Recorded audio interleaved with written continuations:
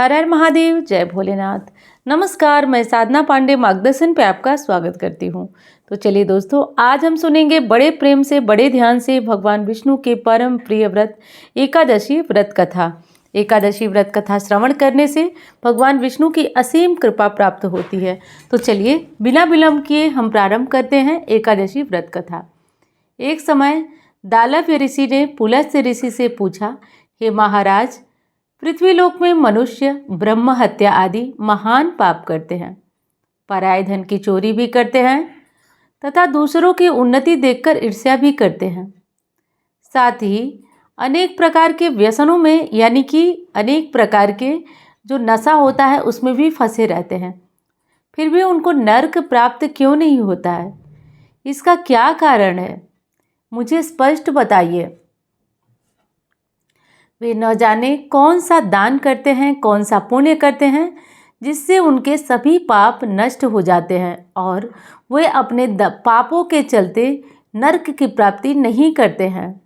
यह सब कृपा पूर्वक आप कहिए। पुलस्त्य मुनि कहने लगे कि हे महाभाग, आपने मुझसे अत्यंत गंभीर प्रश्न पूछा है। इससे संसार के जीवों का भला होगा।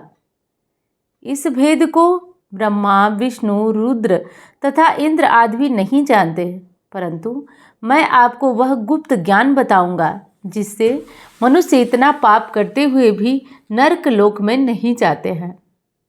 उन्होंने कहा कि माघ मास लगते ही मनुष्य को स्नान आदि करके शुद्ध रहना चाहिए। इंद्रियों को वश में करके काम, क्रोध, लोभ, मोह, अहंकार, ईर्ष्या तथा द्वेष आदि का त्याग कर भगवान का स्मरण करना चाहिए। पुष्य नक्षत्र में गोबर, कपास, तिल मिलाकर कंडे बनाना चाहिए। उन कंडों से 108 बार हवन करना चाहिए। उस दिन मूल नक्षत्र हो और एकादशी तिथि हो। अच्छे पुण्य देने वाले नियमों को ग्रहण करना चाहिए। स्नान आदि से निवृत्त होकर सब देवताओं के देव श्री भगवान का पूजन करें और एकादशी व्रत को धारण करें तथा रात्रि में जागरण करें। उसके दूसरे दिन धूप, दीप, नैवेद्य आदि से भगवान विष्णु का पूजन करें। खिचड़ी का भोग लगाएं। तत्पश्चात पेठा, नारियल, सीताफल या सुपारी का अर्घ देकर भगवान की स्तुति करें और कहें, हे भगवान, आप दीनों को शरण देने वाले हैं।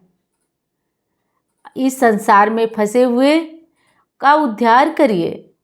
हे पुंडरीकाक्ष, हे विश्वभावन, हे सुब्रह्मण्यम, हे पूर्वज, हे जगतपते, आप लक्ष्मी जी सहित इस तुच्छ अर्घ को ग्रहण करें।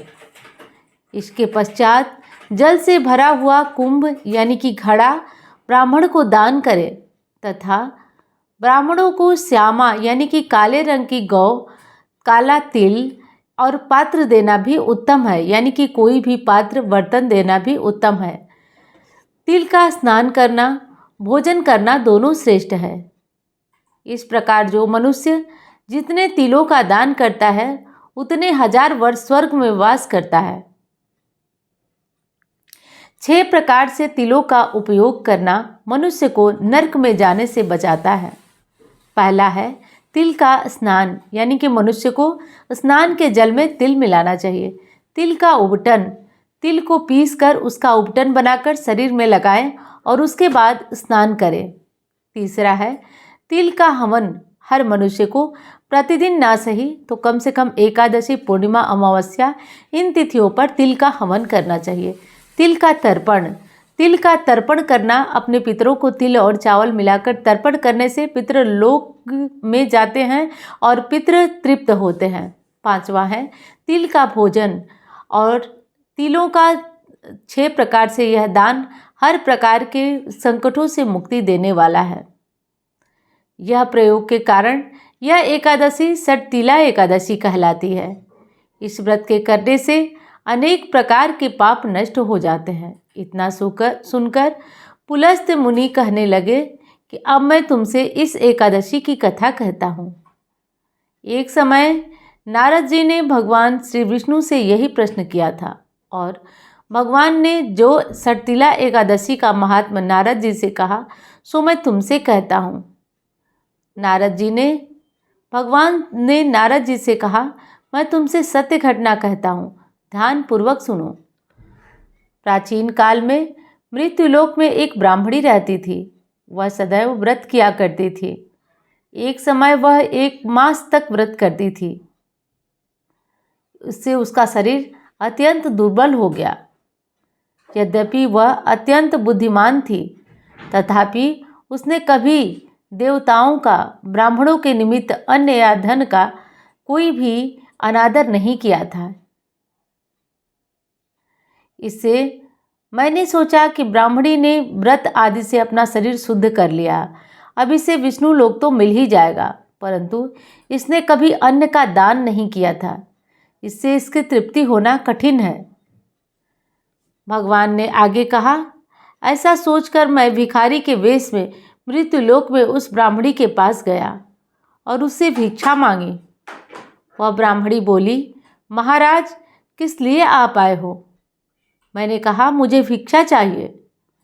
ये भगवान विष्णु ने ब्राह्मण का रूप धारण करके उस विधवा ब्राह्मणी को मुक्त करने के लिए गए थे। इस पर उसने एक मिट्टी का ढेला मेरे पात्र में डाल दिया। मैं उसे लेकर स्वर्ग लोक लौट आया। कुछ समय बाद ब्राह्मणी भी शरीर त्याग कर स्वर्ग में आ गई। उस ब्राह्मणी को मिट्टी का दान करने से स्वर्ग में सुंदर महल मिला, परंतु उसने अपने घर को अन्न आदि सब सामग्रियों से शून्य पाया। घबराकर वह मेरे पास आई और कहने लगी कि हे भगवान, मैंने अनेक व्रत आदि से आपकी पूजा की, परंतु फिर भी मेरा घर अन्न आदि सब वस्तुओं से शून्य है। इसका कारण क्या है? इस पर मैंने कहा, पहले तुम अपने घर जाओ, देव स्त्रियां आएंगी तुम्हें देखने के लिए। पहले उनसे सटतिला एकादशी का पुण्य और विधि सुन लो, तब द्वार खोलना। मेरे ऐसे वचन सुनकर वह अपने घर गई और देव स्त्रियां आई और द्वार खोलने को कहा तो ब्राह्मणी बोली, आप मुझे देखने आई हैं तो सटतिला एकादशी का महात्म्य मुझसे कहिए। उनमें से एक देव स्त्री कहने लगी कि मैं कहती हूँ।